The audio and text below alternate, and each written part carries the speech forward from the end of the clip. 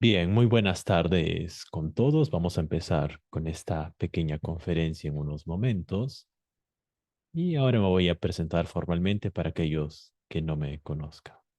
Pero antes de eso, por favor, denme un segundo para, a ver, en total son, ok, bien, somos un grupo muy grande. Mientras se van conectando, voy a presentarme para aquellos que no me conozcan. Yo soy Alonso Melgarejo, el ponente que va a dar esta conferencia titulada Llevando la ciencia de datos al siguiente nivel. Yo cuento con 14 años de experiencia trabajando en el mundo de las tecnologías de información en general, de los cuales ya casi 9 años me he dedicado exclusivamente a la parte de Big Data, Cloud Computing e inteligencia artificial. Esto va a ser muy importante el día de hoy. El día de hoy vamos a repasar lo que implica hacer ciencia de datos, pero hay que entender que este término es muy grande. Al hablar de ciencia de datos, pues podemos hablar de muchas cosas, pero vamos a tratar de puntualizar específicamente cómo aplicar esto a escenarios realistas. Por ejemplo, en la ciencia de datos hay todo un mundo que es la parte académica. De la parte académica salen muchos algoritmos interesantes. Ahora, esos algoritmos son propuestos, por ejemplo, por investigadores, y eso está muy bien. Pero estos investigadores, una vez que crean esos nuevos algoritmos, ¿realmente funcionan o no funcionan? Ahí es donde vienen las grandes empresas como Microsoft, Google, Amazon, Oracle o muchas otras, toman esas investigaciones y las ponen a prueba. Algunas cosas funcionan muy bien y otras cosas pues suenan muy bien en la parte académica, pero llevadas a un escenario real ya no funcionan tan bien. Así que depende del contexto.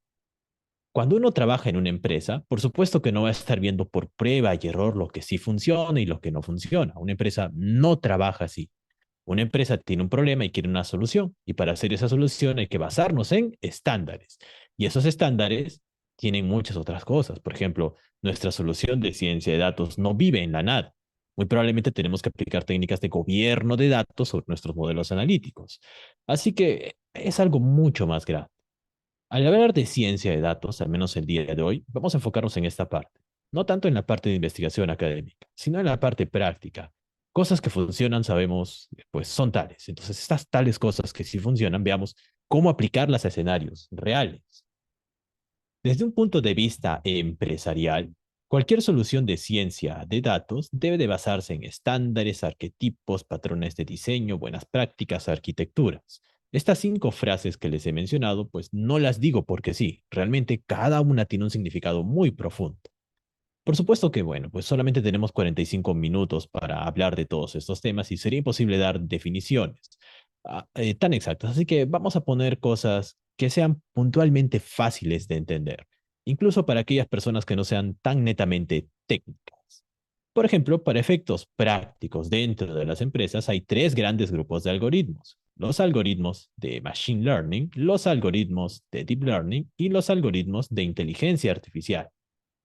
Cada tipo de algoritmo tiene una mayor complejidad. Por ejemplo, los más simples son los de Machine Learning. Los que se usan mucho dentro de las empresas son los de Deep Learning. Y los que se usan mucho sobre servicios cognitivos en cloud, o sea, en AWS, Azure y GCP, son los de inteligencia artificial. Eso significa, por ejemplo, ok, los de inteligencia artificial descubren patrones más complejos, por lo tanto, estos son los mejores y estos son los que hay que usar dentro de la empresa. Así no funciona. Todo es relativo. A veces nos convendrán los de Machine Learning, los de Deep Learning o los de inteligencia artificial. Además, sobre esto hay que agregar más cosas. Algorítmicamente hablando, pues son interesantes. Hay diferentes tipos, subtipos de algoritmos dentro. Pero todo esto no se ejecuta en la nada, se ejecuta en infraestructura. Clásicamente en las empresas se utilizan 2 tipos de infraestructura. Por ejemplo, la laptop de los desarrolladores, ¿no? Tú puedes instalar dentro de tu laptop, digamos, Python y descargas algún framework de ciencia de datos y desde este momento, pues con tu laptop de 4 gigas de RAM ya puedes hacer cosas de ciencia de datos. El problema es el tamaño de esa infraestructura. Tu laptop probablemente tenga 8 gigas de RAM o 16 gigas de RAM. Eso pues no es factible dentro de una empresa que tiene decenas de terabytes de información que se van a analizar. Simplemente no cabrían en esa RAM. Así que también hay infraestructura basada en servidores. Pero los servidores también tienen un límite. no tienen una infraestructura infinita. Por ejemplo, tienen de 128 a 256 gigas de RAM. Hablando de tarjetas gráficas, pues también tienen su límite. Así que ahora hay que escalar infraestructuras más grandes, conocidas como infraestructuras de Big Data, que básicamente son de dos tipos: clústeres de servidores y infraestructura basada en GPU. De hecho, hay dos subtipos aquí: TPU, NPU, y bueno, pues ya estaríamos saliendo demasiado de lo que vamos a ver el día de hoy. A lo que voy es que nuestros algoritmos necesitan de infraestructura, pero esa infraestructura no puede ser infraestructura de pruebas que tienes tú en tu casa, debe ser infraestructura realista. Clústeres de servidores de 1 tera, 2 teras de memoria RAM, o infraestructura basada en GPU con tarjetas gráficas NVIDIA o qué sé yo, pues ya cosas reales. Eso es lo que realmente necesitaremos en la empresa. El problema de gestionar esta infraestructura es que es muy compleja. No es tan fácil, ¿no? Estamos hablando de gestionar varios servidores o varias tarjetas gráficas a la vez y eso dificulta el código. Ya de por sí estos algoritmos son un poquito complejos. Realmente no lo son, ¿no? Pero de entre los algoritmos que existen son los más complejos. Entonces, imaginen adaptar esos algoritmos a este tipo de infraestructuras. No es tan fácil.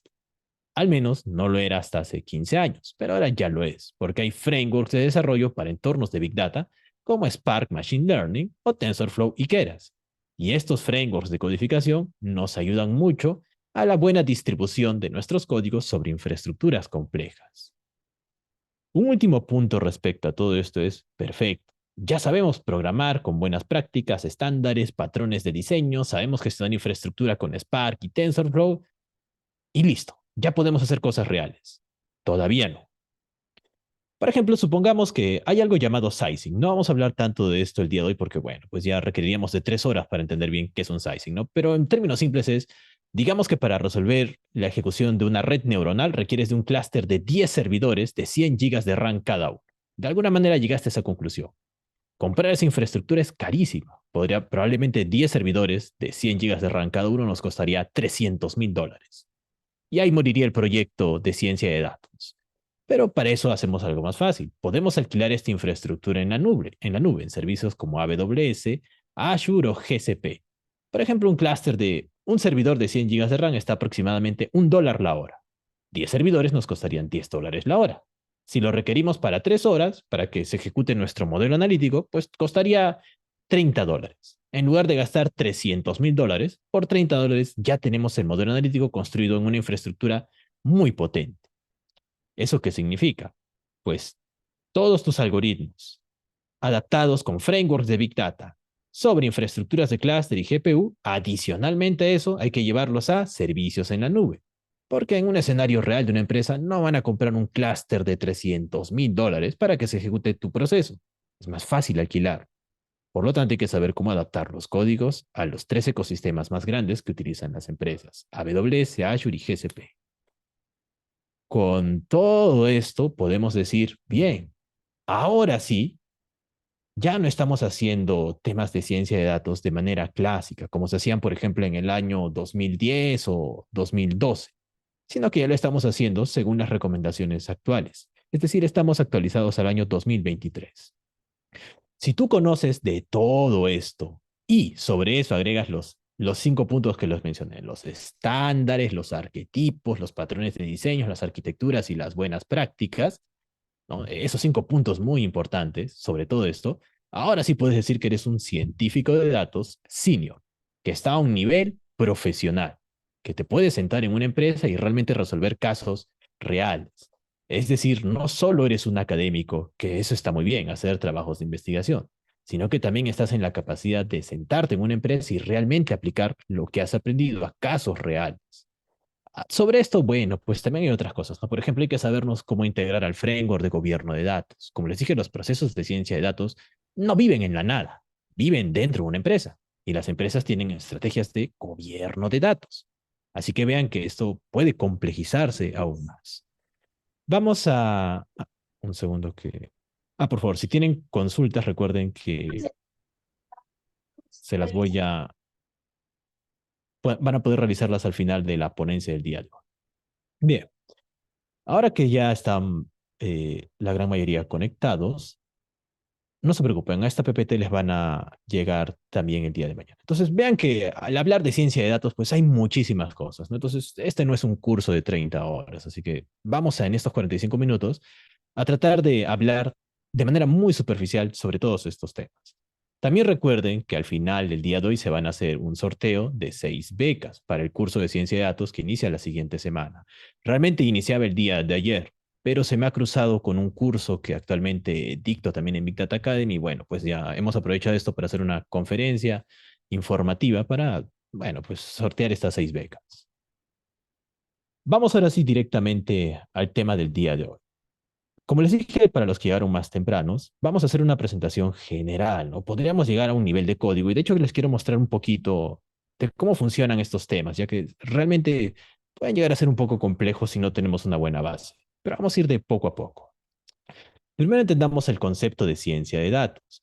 El objetivo de la ciencia de datos es encontrar conocimiento, pero esto también es un término muy genérico. Siempre que ustedes vean algún tipo de presentación, esta presentación debe de tangibilizarse en algo.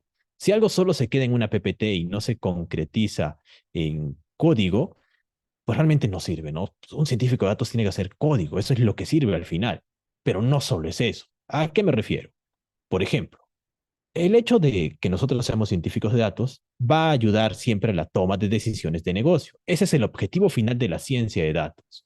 Negocio, ¿cómo puede tomar decisiones? Denme un segundo. Ahora sí. Negocio, ¿cómo puede tomar decisiones? Por ejemplo, podría hacerlo de una manera muy simple. Podríamos construir un gráfico de cuántas personas son de sexo femenino y masculino, ¿no? Se descubre que el 80% de personas de nuestros clientes son de sexo femenino. Ok, bueno, nos vamos a enfocar en el mercado femenino, ya que ellos son la mayoría de nuestros clientes, y vamos a descartar el mercado masculino. Ahí no, negocio tomó una decisión.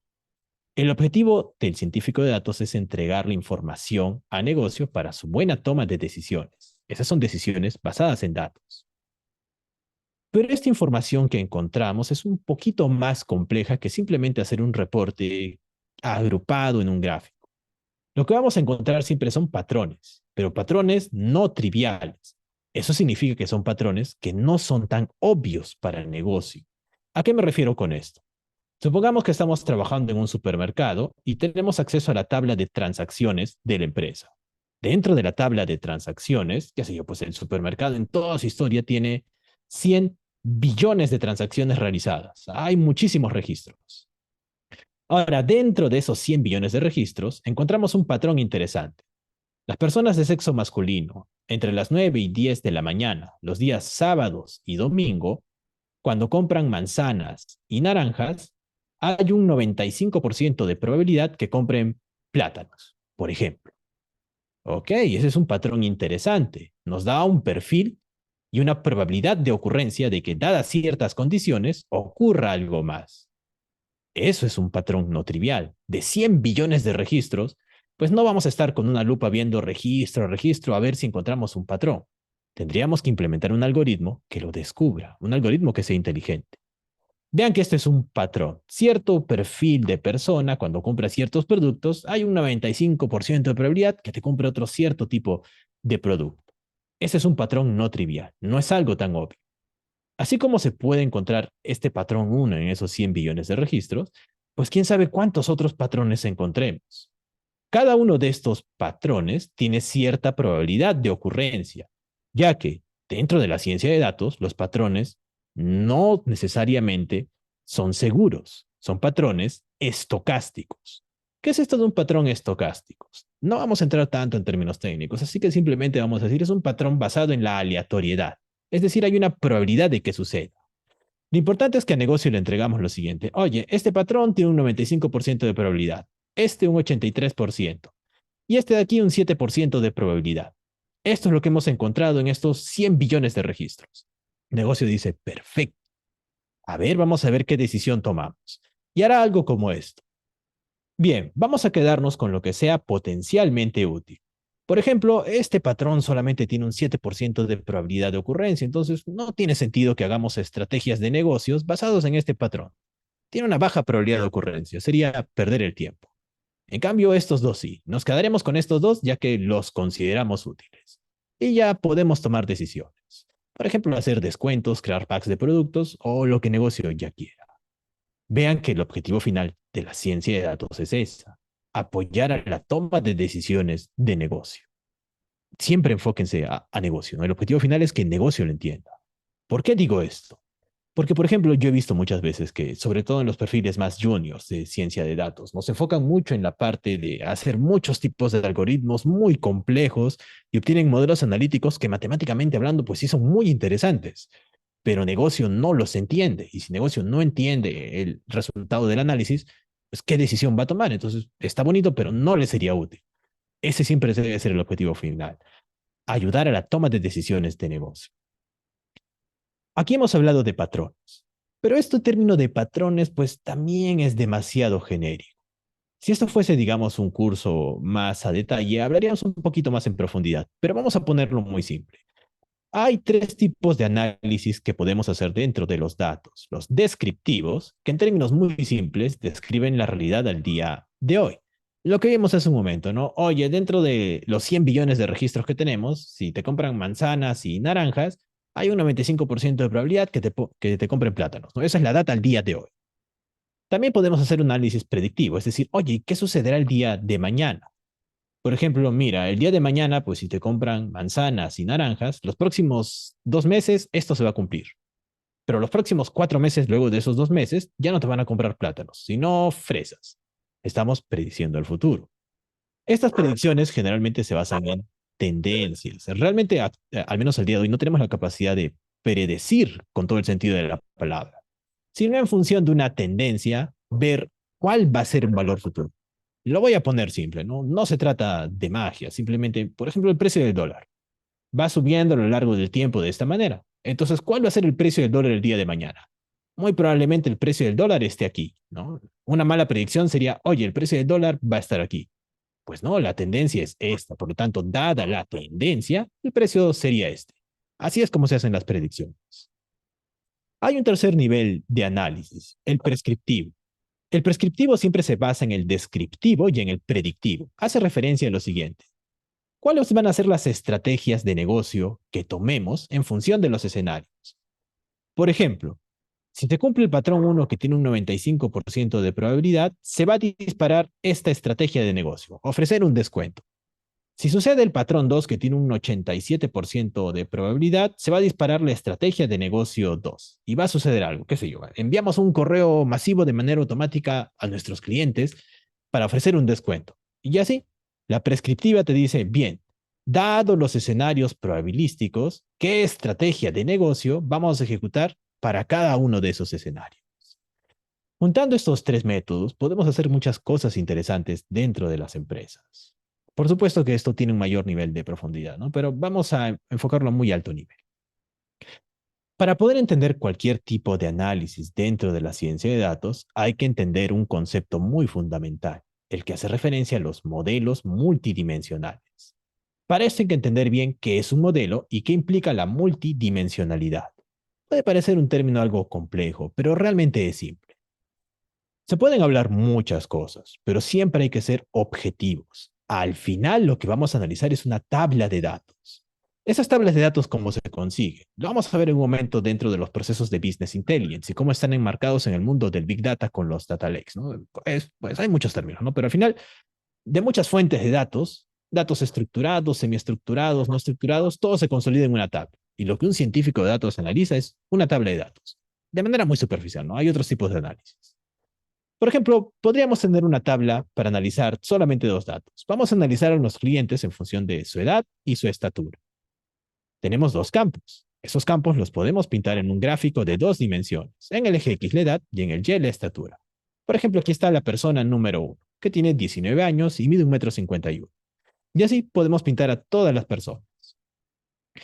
En un análisis real de negocio, por supuesto que tu tabla de datos no va a tener solamente dos campos. Por ejemplo, oye, vamos a tener tres campos. Analicemos a nuestros clientes en función de su edad, su estatura y cuánto dinero gana. Bien, eso es un punto en tres dimensiones. También lo puedo pintar. En el eje Z agrego el salario de la persona. Ya puedo dibujar los puntos en tres dimensiones. Pero por supuesto nosotros sabemos que en un escenario real de una empresa no nos van a dar una tabla de dos campos o tres campos. Por ejemplo, en mi caso, en el 2016, ya hace buen tiempo, 7 años, en un banco yo llegué a trabajar con una tabla que tenía hasta 30.000 campos. Entonces es mucha información. Hay mucha información que tienen de los clientes. Aquí está, tenemos la edad, la estatura, el salario y qué sé yo, pues muchísimos campos. Cada campo es una dimensión que puede ser pintada. Digamos, por ejemplo, que tenemos una tabla de 100 campos para analizar a nuestros clientes. Pues ya no podemos pintar cada uno de estos puntos, porque sería un punto en 100 dimensiones. Desde un punto de vista matemático, ¿cómo se hacen los análisis de puntos en n dimensiones? Pues realmente esto no es algo nuevo, se viene haciendo desde hace siglos. Los puntos en n dimensiones se analizan con algo conocido como el álgebra lineal. Si has llevado un curso en tu instituto o en tu universidad sobre álgebra lineal, pues aquí está la aplicación práctica. El álgebra lineal nos permite analizar puntos en n dimensiones y es la base para muchos algoritmos de ciencia de datos. Y aquí es donde vendría una pregunta. Ok, para comenzar entonces con ciencia de datos, tengo que saber mucho de álgebra lineal, ¿no? Y en una universidad, por ejemplo, si hablásemos solamente de matemática pura sin meter análisis de negocio, muy probablemente tardaríamos unos 4 o 5 semestres para poder entender toda la parte matemática. Ah, en los años 2006, por ejemplo, era así. Los frameworks de ciencia de datos no eran tan avanzados. Requeriríamos de 3 años de pura matemática antes de hablar de la parte de ciencia de datos. Pero eso ya es un concepto muy antiguo. Estaríamos hablando de cosas del 2006. Al 2023 la situación es muy diferente. Ya hay frameworks, hay servicios en la nube, hay librerías de desarrollo que hacen que es cierto que debemos saber la parte matemática, pero no en un nivel de profundidad de demostración matemática, sino en un nivel de análisis. ¿Pero a qué me refiero con esto? Vamos a poner un ejemplo para poder entender. Inicialmente esta parte de la exposición la di porque hay que entender el concepto de un modelo multidimensional. En el mundo de la ciencia de datos, cualquier modelo que tú hagas entra en esa categoría. Más complejo, menos complejo, pero es un modelo multidimensional. ¿Qué es multidimensional? Bueno, pues que lo construimos con una tabla que tiene muchos campos, muy probablemente 20, 30, 100 campos. Entonces no lo podemos pintar. Pero ¿qué es un modelo? Un modelo es una idealización de la realidad. Por ejemplo, volvamos a una tabla de 2 campos. Y supongamos que tenemos estos 30 puntos que hemos pintado, ¿no? Es una tabla de 2 dimensiones que tiene 30 registros y bueno, puede ser pintado. Ahí no tenemos problema. Y por un momento vamos a borrar esta rayita. Ahí tenemos la nube de puntos. La nube de puntos es la tabla de datos, es la realidad. Sobre esta nube de puntos estamos encontrando una tendencia muy interesante, ¿no? Simplemente agarramos la tabla y la pintamos en 2 dimensiones. Eso es la realidad, la tabla de datos, la nube de puntos. Y vemos algo muy interesante. Mientras mayor sea la estatura de una persona, esta persona pesa más. Por ejemplo, una persona muy pequeñita que mide 1,50 m va a estar pesando menos que una persona muy alta que mide 1,90 m, que va a pesar mucho más. Esa es la tendencia. Hablemos de una estatura promedio. Por ejemplo, 1,78 m. ¿Cuánto pesa una persona de 1,78 m? Aquí hay una persona que pesa 67 kilogramos. Aquí hay otra que pesa 70 y aquí hay otra que pesa 72. Pues claro, no todos pesamos lo mismo. Los que medimos 1,78 m, pues no todos pesan 70 kilos o 72 o 67. Depende, algunos son más flaquitos o gorditos, algunos tienen mayor densidad muscular y bueno, pues es normal. Esa es la realidad. Las personas de 1,78 m pesan por ahí, ¿no? Están por aquí. Pero un modelo, ¿qué es lo que hace? Es una idealización de la realidad que simplifica el análisis. Un modelo nunca es perfecto. Un modelo sirve para entender una realidad que es muy compleja. La simplifica lo más que pueda para poder estudiarlo. Por ejemplo, yo podría hacer lo siguiente. Oye, voy a dibujar esta recta. Aquí la tenemos. Esta recta es mi modelo, porque describe la realidad. Vamos a preguntarle a la recta cuánto pesan las personas de 1,78 m. A ver, aquí está, y la recta me dice que pesan 70 kilogramos. Vamos a ver si es cierto. Oye, ¿tú cuánto pesas? Yo peso 72 kilogramos. Tu modelo se ha equivocado. No es un buen modelo. Hizo un mal cálculo. Vamos a la otra persona que también mide 1,78 m. Está aquí. Oye, ¿tú cuánto pesas? Oye, yo peso 67 kilogramos y tu modelo dice que pesa 70. Se ha equivocado, está mal. No es así. El modelo lo que te dice es, aproximadamente las personas de 1,78 m pesan 70 kilogramos. Un modelo trata de disminuir el error en la descripción de esa realidad. Es imposible que el modelo nos dé el peso exacto de todas las personas de 1,68 m, pero nos dicen que más o menos pesan 70 kilogramos. El objetivo de un modelo siempre va a ser minimizar el error lo más que se puede. El error en el mundo de la ciencia de datos nunca va a ser de cero, es imposible. Sería como decir que todas las personas de 1,78 m pesan 70 kilogramos. Es irreal. Lo que tenemos que hacer siempre es minimizar el error del modelo. Por ejemplo, esta recta que yo tracé sobre la nube de puntos es un buen modelo. Describe muy bien la realidad. Se parece. Pero esta otra recta sería un mal modelo. No se parece a la realidad. Oye, ¿cuánto pesan los de 1,78 m? El modelo me dice 50 kilogramos. Pues aquí hay 17 kilogramos de diferencia y aquí hay mucho más. Entonces, no es un buen modelo. En cambio, aquí cuando hacemos la pregunta hay 2 kilogramos de error y 3 kilogramos de error. Es un error pequeñito. De eso se trata. Siempre que construyamos algún algoritmo de ciencia de datos, nuestro objetivo final va a ser ayudar a la toma de decisiones a negocio. Y para que el negocio pueda tomar una buena toma de decisiones, tenemos que simplificar esa realidad que es muy compleja. ¿Cómo la simplificamos? Con un modelo. Un modelo es una idealización de la realidad que nos ayuda a evaluar esa realidad fácilmente. Aquí, por ejemplo, de una manera práctica, podríamos tener, qué sé yo, pues 100,000 personas que miden 1,78 m. Ver una por una sería una molestia para el negocio. Oye, ¿y en promedio cuánto pesan las de 1,78 m? 70 kilos. Y ya está. Ya podemos tomar una decisión. Tal vez nuestros clientes tengan sobrepeso y le podemos enviar algún producto para bajar de peso. Pero ya tenemos algo en que basarnos. Este modelo que hemos encontrado tiene que ser de calidad. ¿Pero qué significa que un modelo sea de calidad? Minimizar ese error. Debe de parecerse el modelo a la realidad lo más posible. Buen modelo, mal modelo.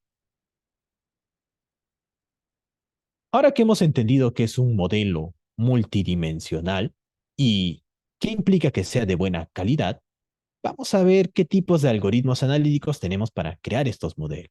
A los que vinieron más temprano se los dije inicialmente, ¿no? Básicamente tres: de Machine Learning, de Deep Learning y de inteligencia artificial. Cada uno de estos tipos de modelos, bueno, pues requieren mucha mayor profundidad conceptual y en código de lo que vamos a ver el día de hoy, ¿no? Pero bueno, solo tenemos 45 minutos, así que vamos a ponerlo a muy alto nivel. Por ejemplo, les dije, existen algoritmos de Machine Learning. ¿En qué se especializan estos algoritmos? Van a modelar una realidad, es decir, encontrar un modelo. Y ese modelamiento lo van a hacer por medio de ecuaciones lineales. ¿A qué me refiero con esto? Dentro de los datos, por ejemplo, digamos que tenemos este patrón. En este caso, ¿cómo podemos modelar el patrón? Con la ecuación de una recta. Al calcular la ecuación de una recta, por ejemplo, aquí está la recta. Estamos en 2 dimensiones. Se puede calcular la ecuación de una recta. Listo, ya tengo la ecuación de la recta. La ecuación de la recta es una ecuación lineal. Por lo tanto, estoy representando esta realidad con una ecuación lineal. Y la ecuación lineal se parece a la realidad. Me va a servir para la toma de decisiones. Por supuesto que estamos en 2 dimensiones, ¿no? Edad y estatura. Pero en un escenario real, tal vez estemos en 3 dimensiones. Son puntos en 3 dimensiones. En 2 dimensiones, un modelo lineal es la ecuación de una recta. En 3 dimensiones es la ecuación de un plano. En más de eso estamos hablando ya de un hipercubo, cosas que ya no podemos dibujar, pero son ecuaciones lineales. Los algoritmos de Machine Learning están enfocados en encontrar patrones lineales, como este, por ejemplo. Pero hablemos nuevamente de escenarios reales. Cuando estamos trabajando en una empresa, la gran mayoría de patrones, lamentablemente, no son lineales. La gran mayoría de patrones son no lineales. Y para eso necesitaremos otros tipos de algoritmos, en particular los de Deep Learning, o en español, aprendizaje profundo. Vamos a poner también un ejemplo a muy alto nivel, ¿no? Porque en el curso, por ejemplo, que yo dicto, literalmente son 2 sesiones dedicadas para poder entenderlo en profundidad, ¿no? Pero pongámoslo a muy alto nivel. Por ejemplo, si tuviéramos este patrón, esto podrían ser muchas cosas. Por ejemplo, podrían ser un tejido cancerígeno. En verde están las células buenas y en rojo están las células malas. Digamos que queremos crear una quimioterapia inteligente. ¿Qué es una quimioterapia? Bueno, una quimioterapia es un tratamiento médico muy doloroso para el paciente, para un paciente que tiene cáncer. Literalmente barre con todo el tejido cancerígeno, tanto con células buenas y células malas, y eso causa un dolor muy feo dentro del paciente. Pero una quimioterapia inteligente, ¿qué es lo que haría? Pues solamente se enfocaría en destruir a las células malas y no debería de tocar a las células buenas. Bien, hay que modelar esta realidad. En este caso, si tratáramos de usar algún algoritmo de Machine Learning, todos ellos hacen sus cálculos por medio de ecuaciones lineales. La ecuación de una recta, por ejemplo. Entonces, a ver, digamos que este es el modelo, esta recta. Y digo, todo lo que esté por encima, células buenas, y lo que esté por debajo, células malas. No es cierto, porque aquí hay células buenas y malas, y aquí también. A ver, otra recta. Y si coloco la recta aquí, tampoco. Y si la coloco aquí, no funciona. La respuesta es que dentro de esta nube de puntos no hay un patrón lineal para poder hacer esa segmentación. No haber ecuación lineal que lo haga. Pero podemos hacer algo más inteligente. En lugar de usar la ecuación de una recta, vamos a usar varias ecuaciones de recta para acercar el problema. Aquí tengo la ecuación de una recta, aquí otra, 2, 3, 4, 5 y 6 ecuaciones de rectas. Y digo, todo lo que esté fuera del cerco de ecuaciones de rectas, células buenas. Y todo lo que esté dentro del cerco de ecuaciones de rectas, células malas. Y ahora sí acerté en un 100%.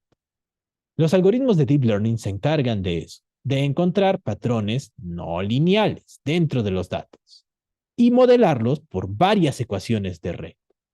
Vean que si tenemos acceso a varias ecuaciones de rectas, no importa qué tan complejo sea el patrón, podemos usar todas las que queramos. Desde un punto de vista de arquitectura de ciencia de datos, todas esas ecuaciones de rectas se colocan en algo conocido como una red neuronal. Y cada ecuación de recta es construida por una neurona, también conocida como perceptrón. ¿Qué es una arquitectura de red neuronal?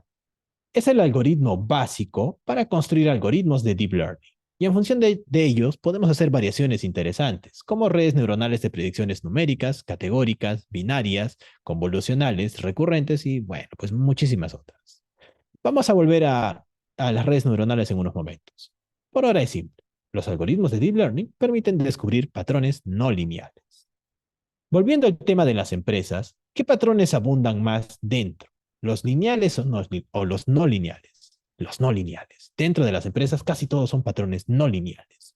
Entonces uno podría decir, ok, vamos a implementar todo con algoritmos de deep learning. Así no funciona. Vas a seguir usando los de machine learning. Los algoritmos de deep learning son mucho más exactos, pero computacionalmente hablando son mucho más pesados, son más lentos y requieren de mayor infraestructura. Por ejemplo, acá estamos usando 6 cálculos de ecuaciones de recta. Aquí solo uno. Entonces, como mínimo, esta ejecución va a ser 6 veces más lenta. Si usando un algoritmo de Machine Learning, el modelo se calcula en 1 hora, aquí se calcularía en 6 horas. Entonces uno puede decir, bueno, pero eso qué importa. Importa mucho en una empresa. A veces viene negocio y te dice, quiero algo para dentro de 2 horas. No tienes el tiempo para hacer un cálculo tan exacto y requieres de usar un algoritmo de Machine Learning simplemente porque estás en la vida real, en donde hay tiempos. En la empresa te dice, solo tienes 2 horas para resolverlo. Ok, lo haremos con un algoritmo de Machine Learning y no será tan exacto, no tendrá un 95% de probabilidad, pero funciona. Cuando tengamos más tiempo ya construiremos el verdadero modelo analítico. Así que sí se siguen usando. Antes de seguir, vamos a ver un pequeño ejemplo en vivo. Quisiera mostrarles código, pero sería demasiado. Hay mucho que podríamos hablar a nivel de codificación. Pero vamos a ver algo en vivo que todos podamos entender sin incluso hayas antes tocado un framework de ciencia de datos. El día de mañana les va a llegar también esta presentación, así que no se preocupe. Eh, y por ejemplo, aquí, ¿qué es lo que tenemos? Vamos a poner un ejemplo visual, ¿no? Acá tenemos lo que vimos hace un momento, células malas y células buenas. Vamos a resolver este problema con una ecuación de recta. Aquí lo voy a ejecutar. Vamos a ver cómo lo pinta y bueno, pues simplemente no puede resolver el problema. Vean que está pintando la recta más o menos por aquí. Ahí se ve, ¿no? Aquí está colocando lo naranja y aquí lo azul. Entonces no va a poder colocar nunca una ecuación de recta para diferenciar células buenas de células malas. Pues es imposible. Con una recta no lo podemos hacer. Voy a detener la ejecución del algoritmo. Ahora, ok, vamos a ver qué pasa si agregamos 5 ecuaciones de rectas. Lo voy a volver a ejecutar y vean cómo ya está haciendo la convergencia a la solución. Y ahora sí se está diferenciando las células buenas de las células malas. Ecuación 1, 2, 3, 4 y 5. Solución de un patrón complejo. Pero computacionalmente hablando, pues se hizo un mayor cálculo. Por lo tanto, necesitaríamos una infraestructura más grande, basada en clústeres o GPUs. Por supuesto que este es solo un ejemplo visual. En un escenario real esto lo tendríamos que codificar muy probablemente con TensorFlow y Keras o con Spark Machine Learning. Y hay cosas que calibrar, como parámetros. Por ejemplo, oye, hay algo llamado ratio de aprendizaje, que tiene que tener cierto valor, o función de activación, o función de regularización, ratio de regularización, y bueno, aquí solamente están algunos parámetros de calibración. Hay muchos otros. Por ejemplo, en mi problema, ¿qué valor debería usar para el ratio de aprendizaje? ¿Este valor o este valor? Al seleccionar un buen valor para el algoritmo, a eso se le conoce como calibración. ¿Cómo se calibra? Con un método llamado hiperparametrización. Voy a darles un detalle muy general de eso, ¿no? Pero en código, por ejemplo, estos son 3 horas de clase, así que tampoco es algo que se pueda resolver al momento. También hemos visto que estos algoritmos de deep learning pues van a requerir de mayor potencia computacional, ¿no? Ya no simplemente tenemos una instancia del cálculo de la ecuación de una recta, sino muchas. Y realmente son mucho más complejas, no son 3 ni 5. En ocasiones pueden ser 50, 70, 100, 200. Entonces necesitamos infraestructura grande. En el deep learning clásico, les estoy hablando de los años 2007, 8, 9, 10, ya hace mucho tiempo, ¿qué es lo que se hacía? Pues sobre tu laptop o sobre un servidor clásico tenías que cargar la data y a veces la data no entraba en ese servidor. No son 1000 gigas de datos a analizar. Tu laptop no podía analizar esos datos, o sea, así que había que hacer un muestreo. Sacábamos el 0.1%. O tal vez en un servidor poníamos el 10% de los datos. El problema de hacer muestreo es que perdemos patrones, no estamos pasando toda la historia de la tabla y por lo tanto estamos perdiendo patrones que pueden ser interesantes para el negocio. Pero bueno, pues estas son técnicas ya de hace 15 años. Aquí en Latinoamérica he visto que algunas empresas las siguen realizando. En Estados Unidos y en Europa, por ejemplo, ya es muy raro ver algo así. Actualmente, ¿qué es lo que se hace? Por supuesto que esto también es muchísimo más complejo, ¿no? Pero en términos muy simples es, ok, levantamos una instancia de clusters en algún ecosistema en nube como Azure de GCP. Si compráramos estos 10 servidores nos saldría $300,000, pero alquilarlo nos sale a $30 la hora. La red neuronal se va a entrenar en 3 horas, por lo tanto, el entrenamiento neuronal nos cuesta $90. Y pagar $90 por una empresa, pues es algo baratísimo. Ah, y por cierto, ¿y cómo practicamos nosotros, ¿no? Como científicos de datos? Por cada ejecución de nuestros modelos analíticos, no vamos a estar pagando $90, ¿no? ¿Cómo practico fuera de la empresa? De eso también les voy a hablar al final del día de hoy. Pero lo importante es que ahora los métodos de Deep Learning se llevan muy bien con la parte de Big Data. Pero para no comprar clusters de $300,000, esos clusters van en la nube. De esta manera solo los alquilamos. Esta es la manera más completa de hacer ciencia de datos al día de hoy dentro de las empresas. Ahora vamos un paso más allá. Si tú eres un científico de datos, tu día a día va a ser estar haciendo codificaciones de algoritmos de Machine Learning y de Deep Learning. Los de Machine Learning lo vas a usar cuando el negocio te diga tienes poco tiempo para encontrar patrones. Bueno, pues no hay de otra. Machine Learning. En cambio, cuando tengas una ventana de tiempo muy amplia para trabajar, ahí vas a estar usando los de Deep Learning. Cuando te dé varias semanas para que lo puedas pensar con calma. Pero vamos a un tercer nivel. Esto se ha popularizado mucho. De hecho, en el año 2020, eh, sí, 2020, al inicio justo de la pandemia, Cloudera, que es una empresa muy grande a nivel mundial en temas de Big Data, dijo, esta va a ser la década de la inteligencia artificial, porque ya se veía que todo esto iba a venir, ¿no? Muy probablemente has escuchado de ChatGPT y muy probablemente lo has usado. Entonces, ya no es algo que es del futuro, ya es el presente. Pero, ¿qué es esto de la inteligencia artificial? Esto, por supuesto, que también es mucho más profundo, ¿no? De hecho, hay un curso que sale el próximo mes que es de inteligencia artificial aplicado en Azure, que bueno, pues son 30 horas, ¿no? En una lámina no lo podemos resumir, pero vamos a ponerlo en una perspectiva muy grande para entender. Nosotros conocemos la inteligencia humana, ya que nosotros somos seres humanos. Pero ¿qué es la inteligencia humana? Bueno, pues es algo biológico, e incluso podemos hablar de hasta algo emocional, pero vamos a simplificar. La inteligencia humana es un conjunto de conocimientos que nosotros tenemos. Estos conocimientos pueden ser variables, pueden ser cosas, no sé, pues, por ejemplo, artes marciales, o cosas de autoayuda, o saber diferenciar vinos, o cosas más complejas como matemática o temas de Big Data, o qué sé yo, pues hay mucho conocimiento que tenemos. Pero ese conocimiento no aparece mágicamente dentro de nuestras redes neuronales, sino que debemos de adquirirlo. ¿Cómo los adquirimos? Bueno, con la experiencia. Por ejemplo, puedes sentarte a ver un video en YouTube sobre autoayuda, o puedes agarrar un libro de matemáticas, o puedes ir a un dojo a entrenar artes marciales. Pero no es que cuando enciendas el video o leas el libro en la primera página o te matricules en tu primera clase de artes marciales, ya eres un cinturón negro, sino que te va a tomar tiempo. A los seres humanos nos toma muchos años adquirir ese conocimiento a través de experiencias. Y ahí es donde nuestros circuitos neuronales se consolidan. Por ejemplo, si tú lees mucho de matemática, la parte numérica, la parte que se encarga de evaluar números de tu cerebro, pues va a tener mucha callosidad porque lo usas constantemente.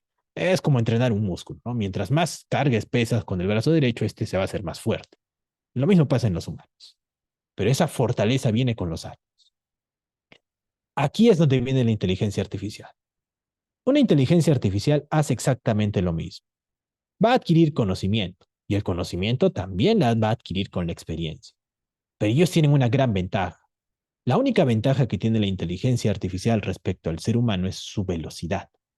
Esta experiencia la pueden adquirir muy rápidamente. Por ejemplo, digamos que queremos estudiar medicina.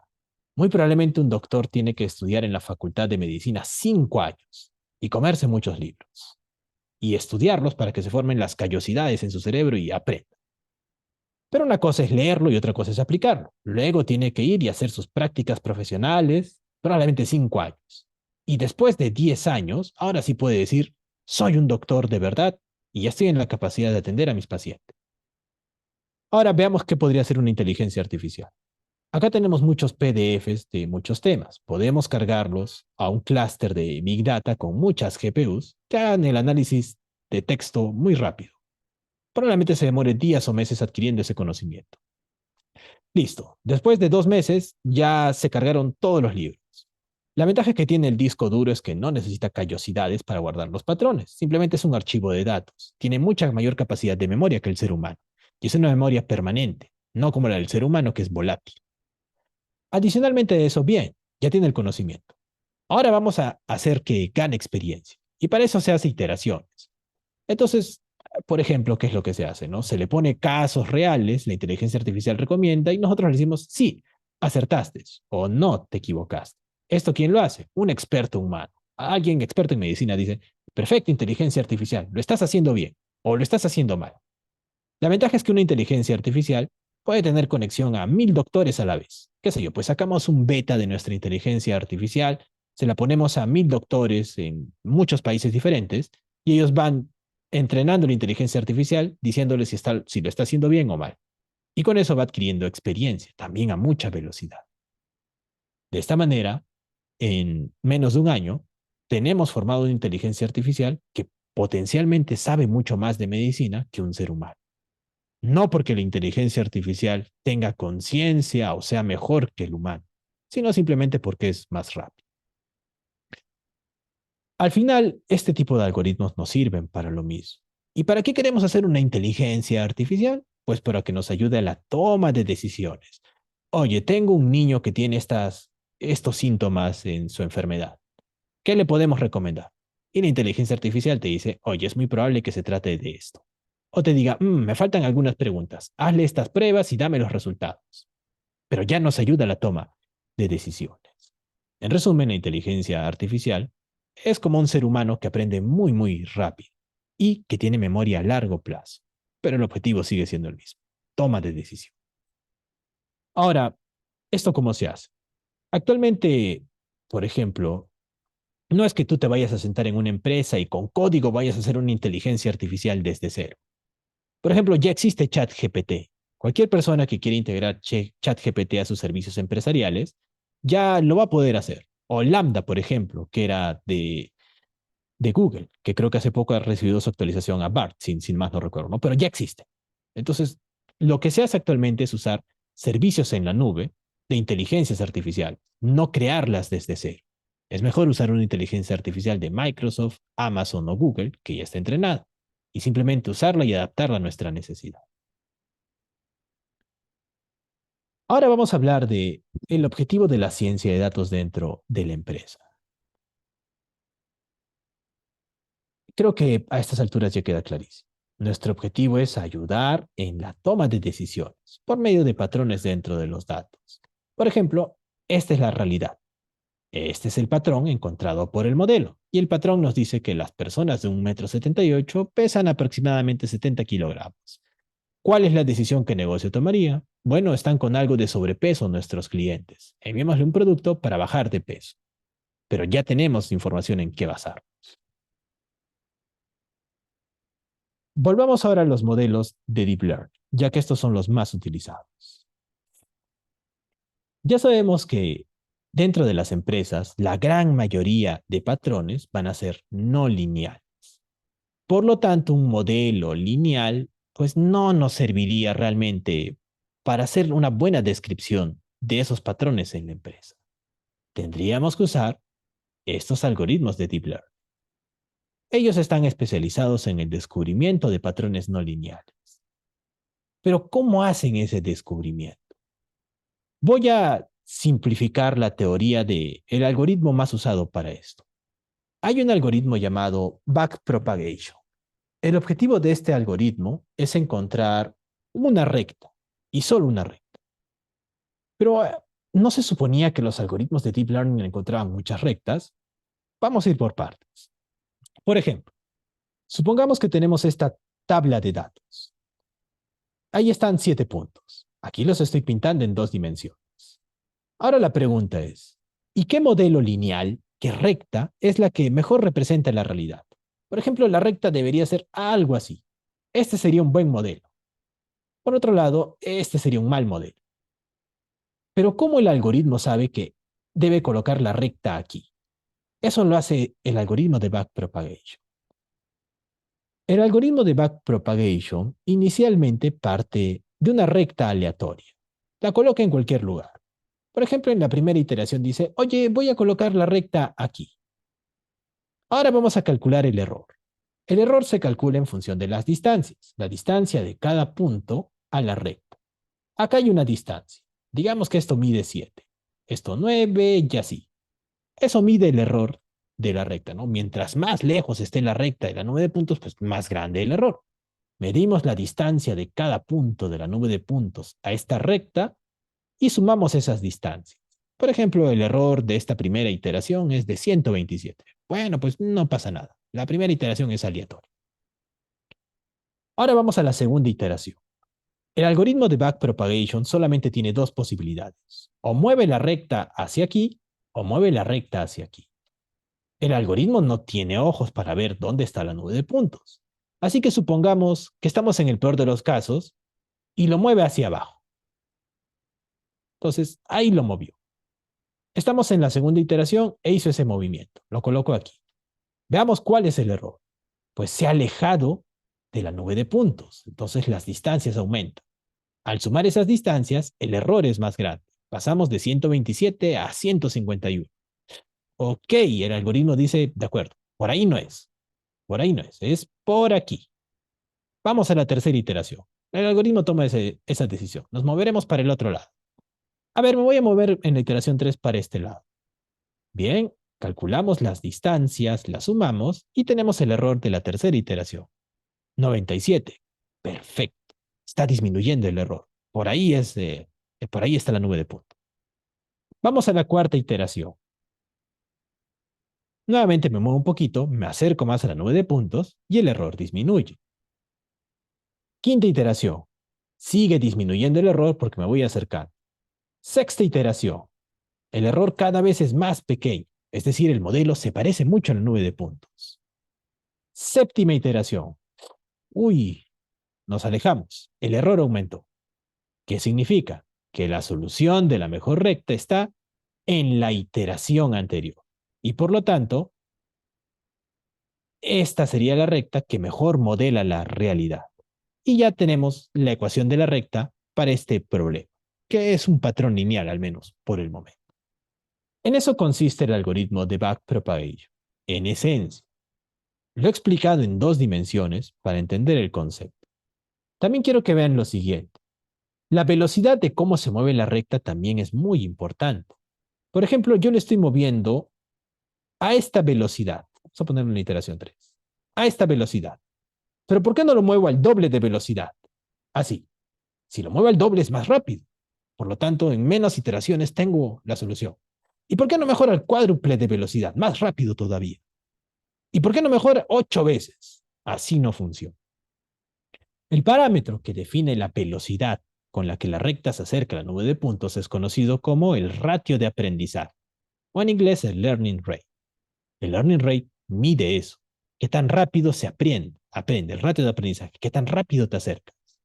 Si el ratio de aprendizaje es muy grande, nunca va a haber convergencia de solución. Te alejas mucho, ¿no? Entonces nunca va a colocar la recta en su sitio porque es muy grande. Si el ratio de aprendizaje es muy pequeño, pues la convergencia de la solución se demora mucho porque en cada iteración la recta apenas se mueve, apenas se mueve. Entonces requerirías de millones de iteraciones para que se coloque la recta y por lo tanto tu algoritmo nunca finalizaría. ¿De qué tamaño debe ser el ratio de aprendizaje?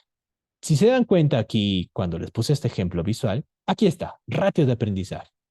Hay algunos tamaños estándar, pero ¿cuál es el tamaño ideal? ¿Cuál es el mejor ratio de aprendizaje?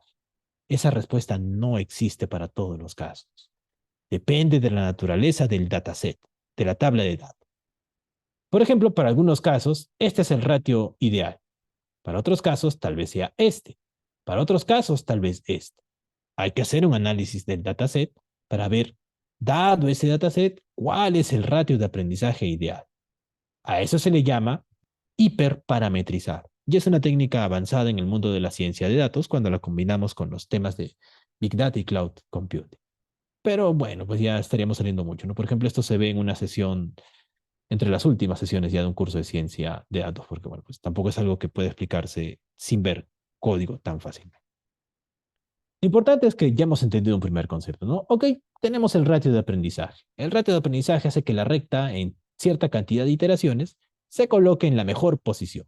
Y con eso ya tenemos una solución lineal. Ahí es donde viene el concepto de perceptrón.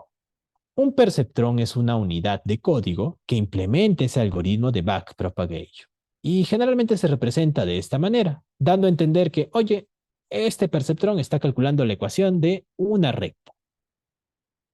Cuando estamos trabajando en problemas de descubrimiento de patrones no lineales, que son la gran mayoría, es decir, en problemas de deep learning, ¿qué implica?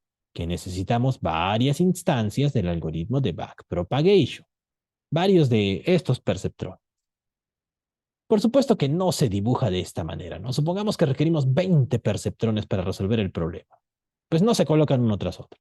Se colocan dentro de algo conocido como una arquitectura de red neuronal. Vamos a eso. Es muy importante que al día de hoy un científico de datos sepa cómo implementar profesionalmente una red neuronal. Al día de hoy, si un científico de datos no sabe cómo hacer esto, pues ni siquiera podría llegar a un junior. No se le consideraría científico de datos. Al menos no para alguien que quiera trabajar realmente en casos reales. Digamos que estás trabajando por curiosidad o simplemente porque te llama la atención estos temas, ¿no? Estaría interesante, pero no podrías hacer trabajos de investigación y mucho menos sentarte en una empresa. Digamos que esta es la valla mínima de todo científico de datos. Y ojo, una cosa es que veas en código, mira, ya sé, ¿no? Le doy clic al botoncito y funciona mi red neuronal. pero ese código tiene que ser de calidad con todo lo que hemos hablado. Entonces hay que hiperparametrizar, calibrar, hacer validación cruzada, reducir la aleatoriedad del dataset. Entonces hay muchas cosas. No es solo darle clic al botoncito y que el código funcione y que no salga un error en el código, sino que sea código de calidad. Y sobre eso integrar técnicas de gobierno de datos, que ya les voy a hablar también de eso en un momento. Pero bueno, pues solo tenemos 45 minutos, así que vamos a simplificar. Ya sabemos que para encontrar patrones no lineales requerimos de varios perceptrones, varias instancias del algoritmo de backpropagation. Vamos a dibujar una pseudoarquitectura. Todavía no les voy a mostrar la completa, para entenderlo por partes. Por ejemplo, digamos que hay tres características que estamos analizando de las personas: su edad, su estatura y su salario.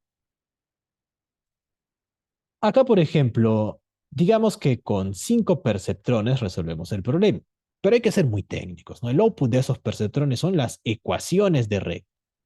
Por ejemplo, aquí está una ecuación de recta que forma una parte del patrón. Aquí hay otra y así. Ahí tenemos muchas ecuaciones de recta. Ahora juntamos todas las ecuaciones de recta para crear esa especie de cerco que vimos. Pero nuevamente, ¿no? Hay que ser muy técnicos. ¿Qué es juntar las ecuaciones de rectas en una red neuronal? Es sumarlas. Vamos a sumarlas. Aquí están la variable que controla la edad, la estatura y el salario. Y esto es desde un curso básico de una escuela o un colegio, ¿no? Variables iguales se suman. Sumamos los cocientes asociadas a cada variable. Y ahí lo tenemos. El problema es que esto genera una linealidad. ¿A qué me refiero? Si sumas 5 ecuaciones de rectas, la suma de esas 5 ecuaciones de rectas sale una ecuación de recta. Y por lo tanto ya perdimos el patrón no lineal, porque simplemente se suman las ecuaciones. Entonces no hemos hecho nada. Seguimos con un algoritmo clásico de Machine Learning. Tenemos que evitar este problema de la linealidad, es decir, que las ecuaciones se sumen para formar el patrón. ¿Cómo se hace esto? Pues fácil, vamos a curvar un poquito la recta. Por ejemplo, en lugar de que esta recta, digamos que es así, le vamos a aplicar alguna función que la curve, para que ahora sea, en lugar de que sea así, un poquito curvada. Igual al resto de ecuaciones, las curvamos un poquito. De esta manera se crea un cerco algo curvado. Y al sumar esas ecuaciones, tenemos lo siguiente. Vamos a aplicar una de esas funciones que curva un poquito la recta para que no se sume. Formalmente hablando, en el mundo de la ciencia de datos, a eso se le conoce como una función de activación. Hay muchas. Por ejemplo, voy a mencionar algunas que muy probablemente en el colegio o escuela has escuchado. Tenemos la función seno, la función coseno, la función tangente, la función exponencial, o algunas como por ejemplo la función tangente hiperbólica, la función cotangente. Entonces, hay muchas funciones. Aquí es donde se aplica eso, para romper esa linealidad. Por ejemplo, la función seno transforma una recta así a algo así, la curva un poquito. Vamos, por ejemplo, a aplicar la función tangente hiperbólica. Ahí las tenemos. Aplicamos a la ecuación de la recta alguna función. ¿Por qué la tangente hiperbólica? ¿Por qué no la seno o la coseno? La función de activación también la tenemos que calibrar. No existe una función de activación que sea la mejor. Depende del contexto. ¿Cómo se hace eso? Bueno, pues ya en un curso lo haremos a detalle. Lo importante es que ya tenemos curvadas las rectas. Ahora vamos a sumar las ecuaciones. Pues ya no es tan simple. Ya no simplemente sumamos los coeficientes, ya que están dentro de funciones. Ahora es una función más compleja. Ya nos está rompiendo la linealidad. La suma de todo esto no es una recta, es una cosa que es mucho más compleja. Tenemos una ecuación no lineal. Y el output de una arquitectura de red neuronal siempre es una ecuación no lineal. Como es un poquito complejo estar dibujando esto, ¿no? Este perceptrón analiza el salario, la edad y la estatura de la persona. Este otro perceptrón analiza la edad, el salario y la estatura, y pues es un poquito complejo dibujarlo así. Así que por simpleza lo ponen así. Estas son las características que estamos analizando. Este perceptrón toma esas características. Este también y este también. También es un poco complejo estar colocando la función de activación aquí, así que se coloca como una cajita. Y sobre todas esas ecuaciones de rectas se aplica una función de activación y se suman las ecuaciones. Ahora viene algo que, bueno, pues ya escaparía de lo que estamos viendo en esta presentación. Las arquitecturas de redes neuronales son los métodos de deep learning más usados, porque como su nombre lo dice, ¿no? Un método de deep learning es aprendizaje en profundidad. Podemos agregar cada vez más capas de estos perceptrones para ir refinando los análisis y haciendo que esta ecuación sea mucho más compleja y descubrir patrones no lineales que pueden ser muy complejos. Yo, por ejemplo, les puse el ejemplo de un patrón no lineal simple para entender el concepto. Que es así, ¿no? Oye, pues con 5 rectas tenemos solucionado el problema. Se entiende para la teoría, pero al llevar todo esto a código realmente es mucho más complejo y vamos a requerir de arquitecturas multicapas. Y aquí es donde vendría otra pregunta. Ok, ¿y cuántas capas y cuántos perceptrones por capa necesito yo para resolver un problema complejo dentro de mi dataset? Y para cada capa, ¿qué función de activación debo de usar? ¿Y cuál es el ratio de aprendizaje? Y muchas otras cosas que, bueno, pues responderlas en 45 minutos es imposible, ¿no? Pero vean que no es tan simple como construir una red neuronal con muchas capas y muchos perceptrones, sino que cada parámetro de esa red neuronal debe ser muy bien cuidado. Al final, ¿qué es lo que nos va a entregar esta red neuronal? Nos va a entregar una ecuación muy compleja, muy compleja. Literalmente cada perceptrón entrega una parte de esa ecuación. Y esa ecuación compleja es la que describe esa realidad compleja no lineal. Y podríamos hacer cosas como la siguiente. Por ejemplo, supongamos que estamos estimando la edad de vida de una persona. Dada su edad actual, su salario y el número de hijos que tenga, queremos adivinar en promedio cuántos años vivirá esta persona. Por ejemplo, esta persona de 25 años que no tiene hijos y que sé yo, pues gana $10,000 mensuales, vamos a evaluar.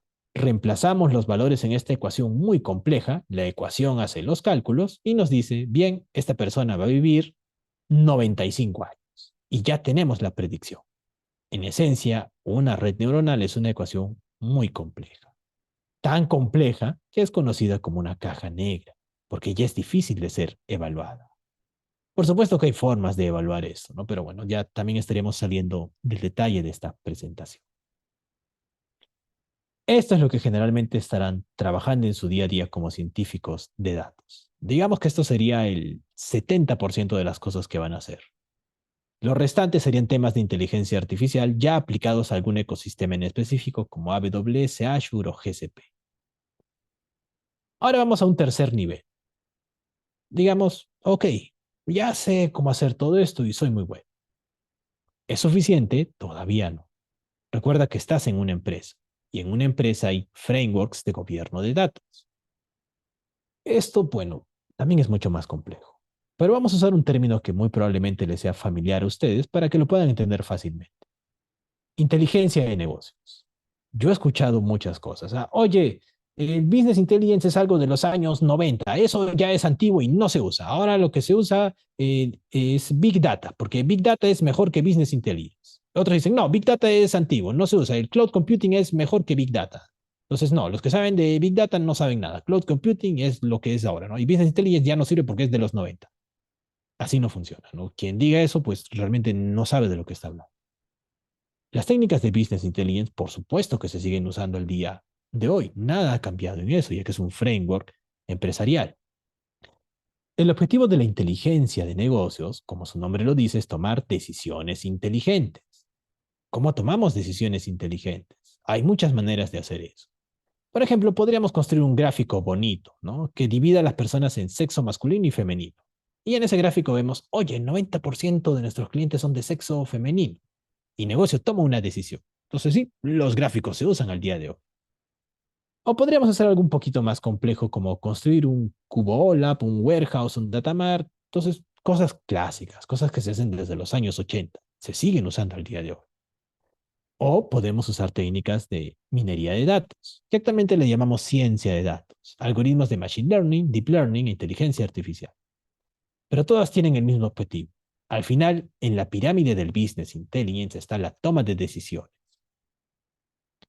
En el mundo de la ciencia de datos, nosotros estamos ubicados aquí, en encontrar esos patrones no triviales dentro de los datos y presentárselos a negocio para que tomen buenas decisiones. Estamos dentro de este framework que es mucho más grande. Pero dentro del mundo del Business Intelligence se hacen muchas otras cosas. Aquí está nuestro pequeño mundo. Es cierto que es un mundo muy interesante y muy complejo, pero estamos dentro de un framework mucho más grande. Hablar de esto, bueno, pues también saldría del alcance de esta presentación, pero vamos a tangibilizarlo en algo concreto. ¿Cómo se implementa el concepto de Business Intelligence al día de hoy dentro de las empresas? Porque esto es un concepto que incluso algunos dicen que viene desde los años 70, al menos como concepto. Pero ¿cómo se hace al día de hoy? Por supuesto que ya no se hace como en los años 70, ¿no? Las cosas han cambiado. El concepto es el mismo, pero su implementación es diferente. Por ejemplo, una manera de tangibilizar algo muy concreto en el mundo del Business Intelligence aplicado al día de hoy es por medio de un Data Lake. Probablemente lo has escuchado. Un Data Lake es una arquitectura para gobierno de datos que nos ayuda a la toma de decisiones empresariales. Esto también es un poquito más complejo. De hecho, hay un curso de PySpark Multicloud en donde se implementa esto desde cero, pero bueno, pues ya saldremos también del tema. Pero vamos a lo que nos interesa. Una arquitectura Data Lake sirve para implementar el proceso de gobierno de datos dentro de la empresa. Esto del gobierno de datos también es un término muy amplio, pero lo pondremos simple. Básicamente ordena los procesos. Por ejemplo, un Data Lake tiene tres zonas. Una zona de aterrizaje, una zona de modelamiento y una zona de soluciones. En la zona de aterrizaje se dejan los archivos que queremos procesar. A veces esos archivos son semiestructurados. Si tenemos suerte, son estructurados. Hay que hacer procesos de limpieza de datos y procesos de modelamiento de datos. Por ejemplo, un proceso de modelamiento es convertir los datos semiestructurados en vistas estructuradas. En la zona Universal de Data Lake solo existe información estructurada, ya que la información estructurada es fácil de analizar. Entonces aquí aterrizan los datos desordenados y aquí aterrizan los datos estructurados y limpios. Ya los podemos procesar. Y con ellos ya hacemos soluciones. Por ejemplo, un modelo analítico. Y el resultante de mi modelo vive en la última zona del Data Lake, en la zona de soluciones. En esta cajita es donde entran todo el mundo de la ciencia de datos, los algoritmos de Machine Learning, Deep Learning e inteligencia artificial. Así que de una manera muy, pero muy superficial, ¿dónde estamos ubicados dentro de las técnicas de gobierno de datos en las empresas? Aquí. Tomamos como input los datos de la zona universal y nuestros modelos viven en la zona de soluciones. Ahí está nuestro. Por supuesto que esto es una simplificación, o realmente es mucho más complejo. Pero el concepto de Data Lake es también relativamente algo antiguo. Más o menos tiene 10 años. Un poquito más para algunos, pero más o menos 10 años. Al día de hoy hay una arquitectura que es estándar, que es una variación del Data Lake conocida como el Delta Lake. En esencia hace lo mismo, pero le cambian los nombres a las capas, bronce, silver y gold. Adicionalmente a eso, hay algo muy importante que deben de conocer. Generalmente la información que el negocio nos deja es texto plano, y los textos planos son formatos muy lentos de ser procesados. Existen formatos de rápido procesamiento, como por ejemplo Parquet. Los Parquet se procesan hasta 10 veces más rápido. Para ponerlo simple, supongamos que el negocio te dice, oye, hazme un análisis sobre este archivo que tiene 100 millones de registros. Y tu análisis toma 10 horas en ejecutarse. Si primero hubieras binarizado ese archivo en un formato binario de rápido procesamiento como Parquet y lo hubieras analizado, ese mismo proceso hubiese tomado tan solo una hora, ya que el formato Parquet es 10 veces más rápido. Entonces vean que hay ese proceso de binarización. El problema del formato Parquet es que no permite actualizaciones. Por ejemplo, si binarizas tu archivo en formato Parquet, tienes 100 millones de registros binarizados. Y negocio te dice, uy, hay un registro que decía edad 27 años y debía decir 28 años. Actualízalo. Tendríamos que editar el archivo original y volver a binarizar todo nuevamente, solo por ese registro que estaba mal. Eso sucedía mucho hace 10 años en los data lakes. Ahora hay un mejor formato de binarización conocido como Delta. El formato Delta es un fork del formato Parquet. Es decir, es igual de rápido, pero agrega funcionalidades. Por ejemplo, permite actualizar registros que ya fueron binarizados. Entonces ya no se utiliza el formato Parquet, se utiliza el formato Delta. Hace que los procesos vayan 10 veces más rápidos, el proceso que hayas implementado en tu modelo de ciencia de datos. Y adicionalmente, si hay que actualizar algún registro dentro del archivo, pues el Delta lo permite. Entonces, ¿qué nombre le pusieron a esta arquitectura? Delta Lake. Y esto es lo que actualmente es estándar dentro de las empresas para hacer sus implementaciones del concepto de gobierno de datos. ¿Dónde estamos ubicados nosotros como científicos de datos dentro del Data Lake? En esta cajita. Tomamos como input los datos listos para ser procesados de la zona Silver y hacemos los modelos analíticos. Lo repito, no esto es solo una simplificación, realmente es mucho más complejo, pero al menos para saber dónde estamos ubicados. Ahora vamos a los últimos puntos. Y la infraestructura, ¿no? Porque esto va a vivir en hardware, no va a vivir en la nada. Eh, Vamos a trabajar con lo que actualmente se utiliza. Por ejemplo, antes, les estoy hablando hace 20, 15 años, se utilizaba MATLAB. También hace 10 años se utilizaba mucho R. Actualmente se utiliza mucho Python, ya que Python tiene muchas librerías para lo que necesitamos, Machine Learning, Deep Learning e inteligencia artificial. Hay otros lenguajes como Scala o Java que también son muy buenos. De hecho, desde un punto de vista objetivo, son mucho más óptimos que los programas de Python, más o menos un 25% más óptimos en recursos. Simplemente Python es el que tiene más librerías, no tanto como Scala y Java. Entonces, ya que Python tiene pues muchísimas más librerías que otros lenguajes de programación para los temas de ciencia de datos, es el estándar. Lo otro que necesitaríamos para trabajar es bien, ya tenemos un lenguaje que tiene muchas librerías. Pero ¿y el hardware? Bueno, hay dos tipos de hardware. El primero es un hardware basado en clusters, que en simple es un conjunto de servidores. Dentro de esos servidores, ¿qué es lo que va a suceder? Pues digamos que tú construyes tu proceso. Ese proceso tiene que distribuir la carga de trabajo, la construcción de la red neuronal, el algoritmo de machine learning, de inteligencia artificial en esos servidores. Distribuye la carga de trabajo y pues se ejecuta ahí.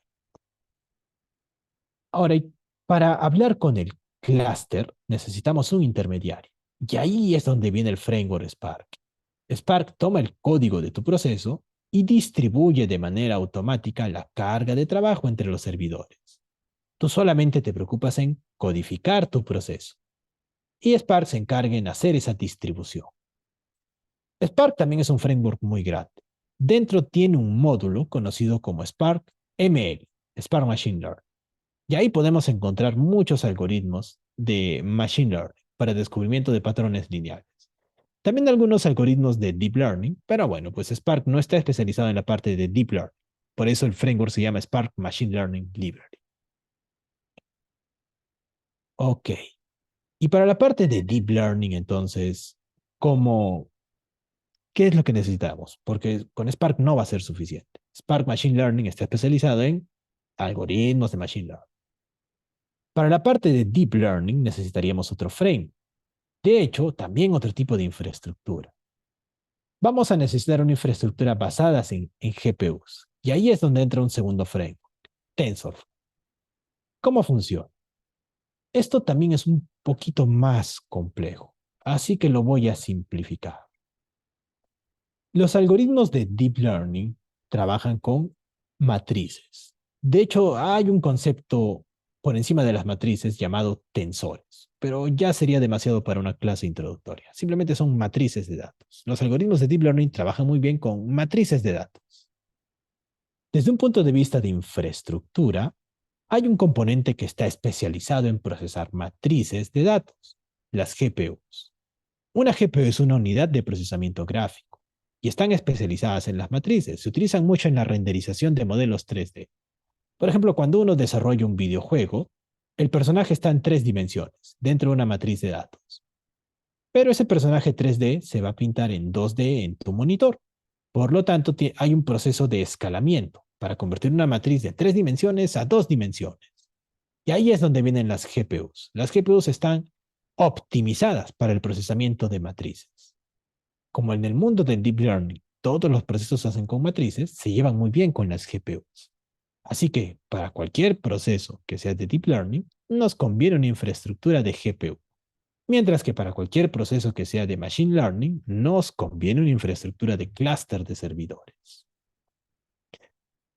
¿Con qué framework podemos gestionar las GPUs? Para eso vamos a necesitar dos frameworks, Keras y TensorFlow. Esto también es un poquito más complejo, pero en términos muy simples, con Keras construimos el código. El código es recibido por TensorFlow y TensorFlow distribuye el código entre las GPUs. Y listo, ya podemos construir algoritmos de Deep Learning. Otra variación muy buena también sería con PyTorch. Por ejemplo, con PyTorch podemos hacerlo también igual, codificar y distribuir entre las GPUs.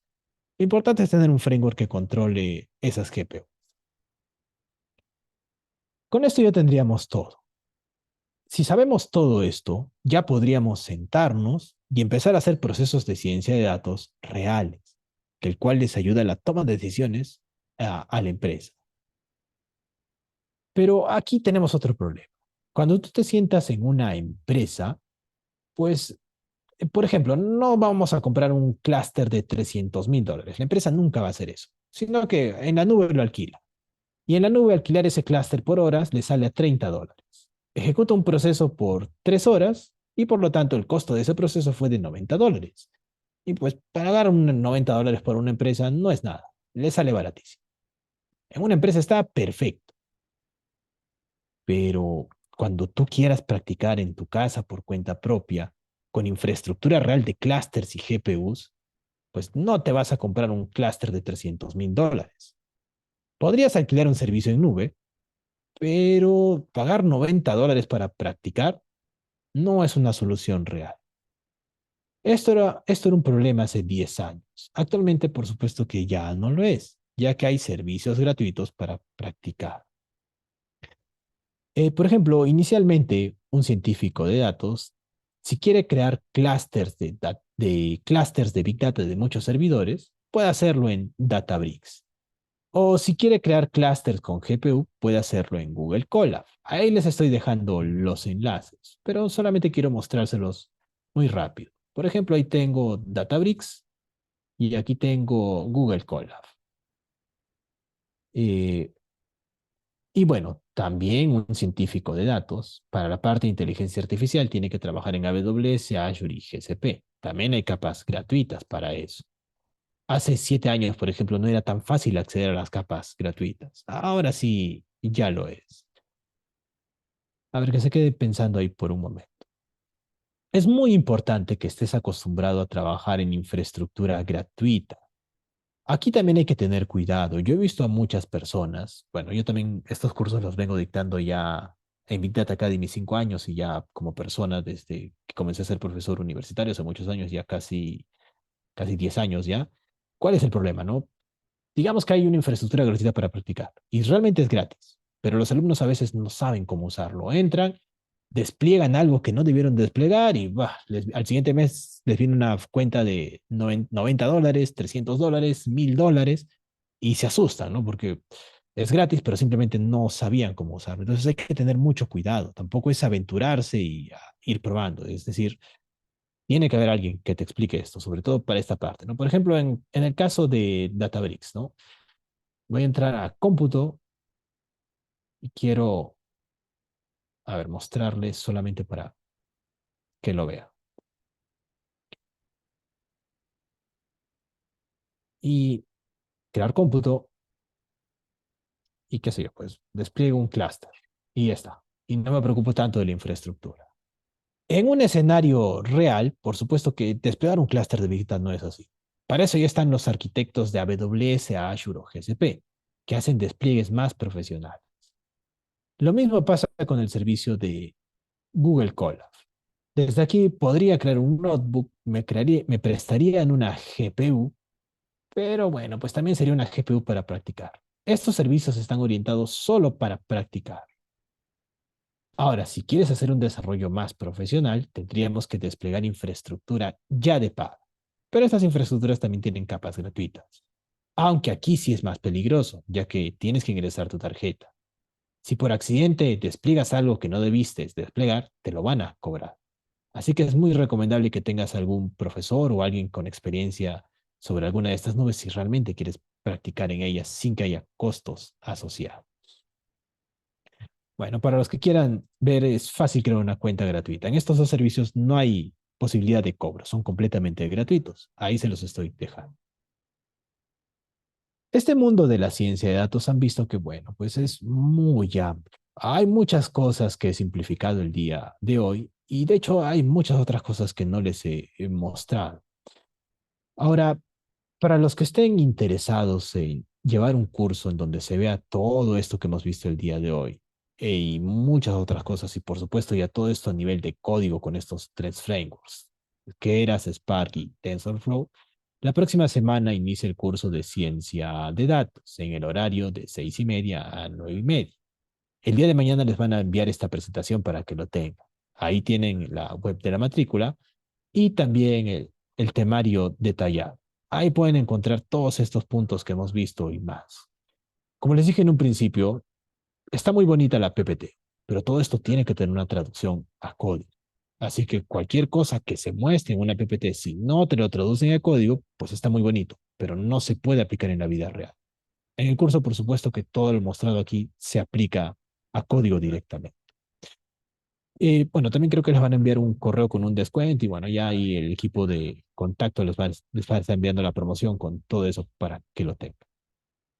Por supuesto que este no es un curso que se dicta de manera improvisada, ya tiene muchos años dictándose y nuestros alumnos nos recomiendan mucho. Al final del curso se emite un certificado que demuestra que ustedes conocen de todos estos temas. Ya de eso también les van a estar enviando el día de mañana junto con algunos materiales para que lo puedan ir revisando. Lo otro también es respecto a cuáles serían los siguientes pasos, ¿no? Digamos que llevas este curso y perfecto, ya eres un científico de datos. ¿Es suficiente para una empresa? Muy probablemente para ser un científico de datos, sí, pero muy probablemente quieras seguir creciendo como un científico de datos. En el transcurso de los próximos meses se van a estar abriendo los cursos de inteligencia artificial enfocados a las nubes de Azure, AWS y GCP. Así que digamos que ese sería un segundo nivel. Hasta que eso suceda, pues muy probablemente un curso de ciencia de datos con perspectivas generales te va a servir mucho, ya que ya lo han dicho, estamos en el mundo de la inteligencia artificial al día de hoy. Así que tu enfoque debe ser a aspirar a esto de aquí. Bien, con esto termina ahora sí formalmente la presentación. Vamos a pasar al sorteo de las 6 becas, pero antes de eso vamos a ver en el chat, a ver, creo que había algunas preguntas aquí. ¿El formato de ETA es compatible con programas como Power BI o Tableau para poder darle seguimiento a los resultados? Claro que sí, por supuesto que sí. Actualmente ya es un formato estándar y tiene esos conectores. De hecho, esos archivos Delta se colocan dentro de tablas Hive y Power BI, Tableau y Click se conectan desde esas tablas Hive hacia esos archivos Delta. Bien, vamos al sorteo. Acá tengo a todos los registrados al evento. Aquí hay otra consulta. ¿El video y las diapositivas nos enviarán al correo? Sí, por supuesto. Esto ha sido grabado, ya que son cerca de 200 las personas que se registraron. Algunos ven esto por la grabación, así que no se preocupen, les llegará el enlace. Acá hay una función aleatoria. Aquí hay otra consulta. ¿Cuáles son las funciones clave de un científico de datos en el proceso de desarrollo de algoritmos de Machine Learning automático y Deep Learning? Las funciones clave siempre van a ser dos. Descubrir los patrones dentro de los datos y hacerle entender a negocio esos patrones. ¿Cómo llegamos a esos objetivos? Por medio de mucha codificación, mucha infraestructura, muchos estándares y patrones de diseño. ¿Sabes? Pero como objetivos finales de un científico de datos siempre son dos. Encontrar los patrones y hacérselos a entender a negocio. Ese es el objetivo final de un científico de datos. Cualquier cosa que esté por debajo de eso es un objetivo técnico. Que bueno, ya para eso estamos nosotros, ¿no? Que es toda la parte de codificación y despliegue de infraestructura. Vamos al sorteo. Si están viendo esto por la grabación, no se preocupen. Todos los que están registrados, aquí otra consulta. ¿Puedes bajar la lista para verificar que estoy? Ah, verdad, verdad. Antes de eso, denme un segundo, por favor, porque muy probablemente algunos se han matriculado a última hora y voy a copiarlo desde el Excel de Google Drive. A ver, estábamos en el 177.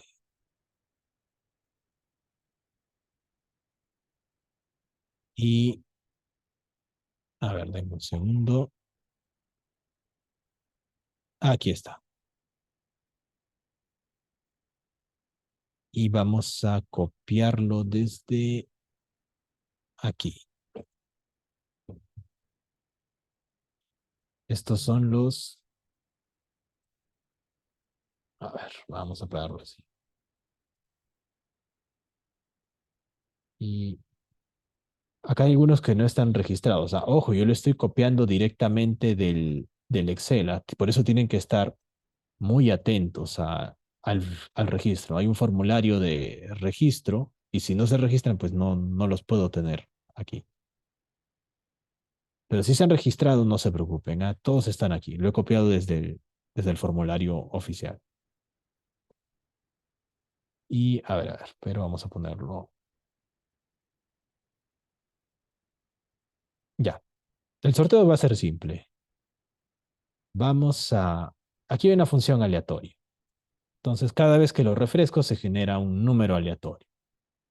Acabo de refrescarlo, voy a copiarlo y voy a pegar los valores numéricos aquí.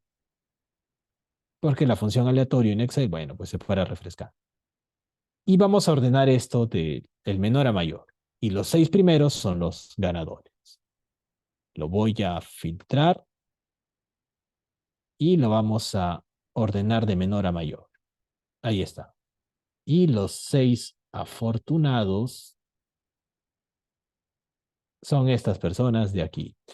Erika Paredes, Juan Manuel Arquinio Vicente, Luis Borja, Yuri Andrés Tuptaore, Paulo César Tello Pinglo y José Portugués.